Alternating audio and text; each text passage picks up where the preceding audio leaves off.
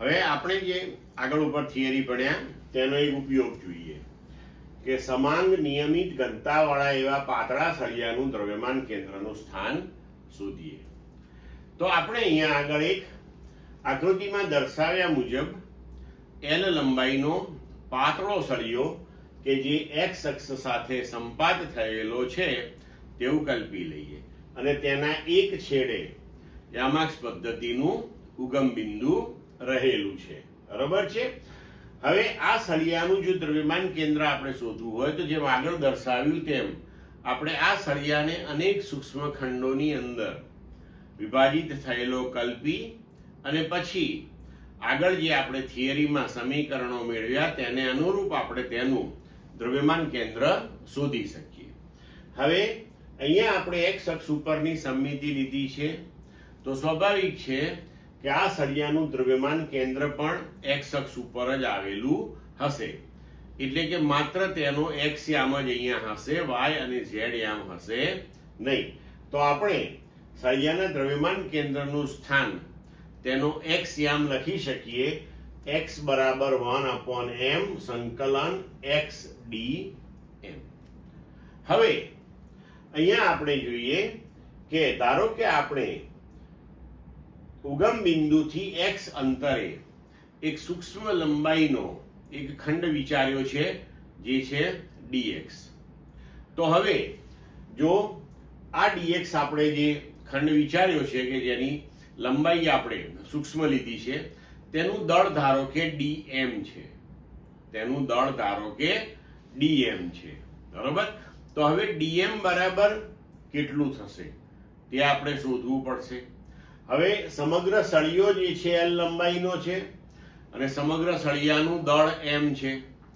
તો સળિયાની એકમ લંબાઈ દીઠ દ્રવ્યમાન જે છે, બરોબર, જેને આપણે તેની રેખીય દળ ઘનતા કહીએ છીએ, તેને લેમ્ડા થી દર્શાવીએ તો લેમ્ડા બરાબર એકમ લંબાઈ દીઠ દળ બરાબર કુલ દળ ભાગ્યા કુલ લંબાઈ.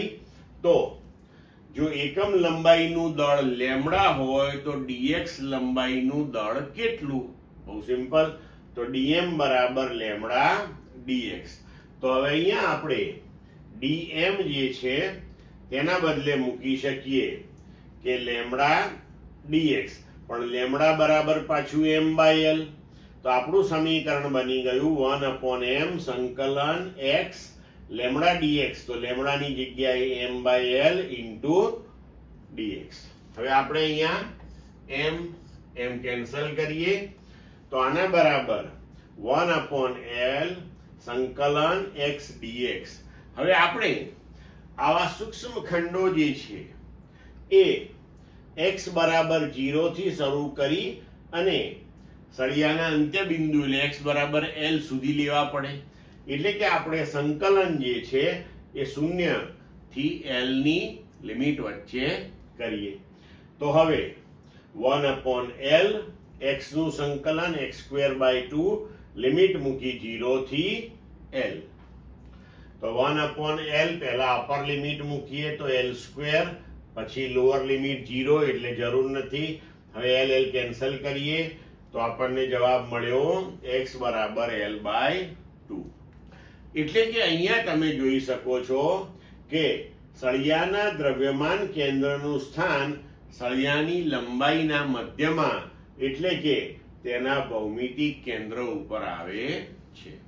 આવી જ રીતે જો આપણે અલગ અલગ પદાર્થો જેવા કે કોઈ રિંગ છે, કોઈ પ્લેટ છે, ગોળાકાર તકતી લઈએ, બરોબર, પછી નળાકાર લઈએ, પછી કોઈ ગોળો લઈએ, તો આવા બધા જે સમમિતિ વાળા પદાર્થો હોય છે તો તે સમમિતિ વાળા પદાર્થો માટે જો આપણે આ થિયરીનો ઉપયોગ કરી અને દ્રવ્યમાન કેન્દ્રોના સ્થાન શોધીએ તો આપણે જોઈ શકીએ છીએ કે આવી સમમિતિ વાળા બધા જ પદાર્થો જે છે તેના દ્રવ્યમાન કેન્દ્રો તે તેમના ભૌમિતિક કેન્દ્ર ઉપર જ સંપાત થયેલા હોય છે હંમેશા. ક્લિયર મિત્રો?